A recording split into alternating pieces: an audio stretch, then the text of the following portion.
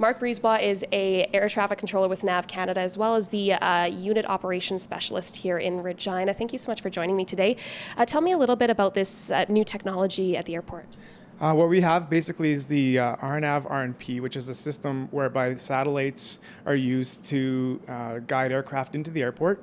It's all linked together with the flight management system on board an aircraft. And those two things together make a very efficient approach, saves time, fuel, and reduces greenhouse gas emissions. Just overall, a really efficient way of maneuvering aircraft. We've heard the number 3 minutes is kind of up to 3 minutes is what you'd save on an approach. It doesn't sound like a lot, but I'm guessing it does add up.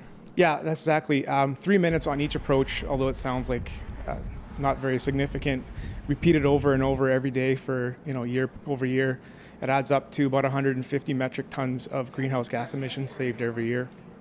All right, so with this new approach technology, what does it change for you day to day in the tower? We get a lot more predictability from the aircraft. They're restricted a lot more to routes that are planned, coordinated by GPS. We know where the aircraft are going. The pilots know where they're going, so it does increase our predictability, reduces the noise footprint at the airport.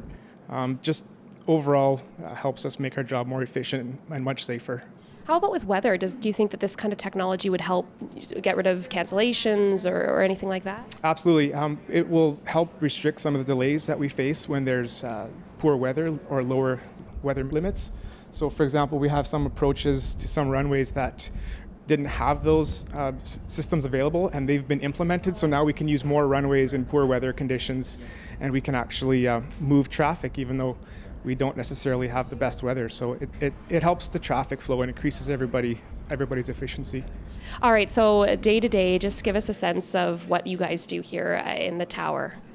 Well, essentially, we come up here. Our job is to provide a safe and orderly flow of traffic at the airport for arrivals and departures.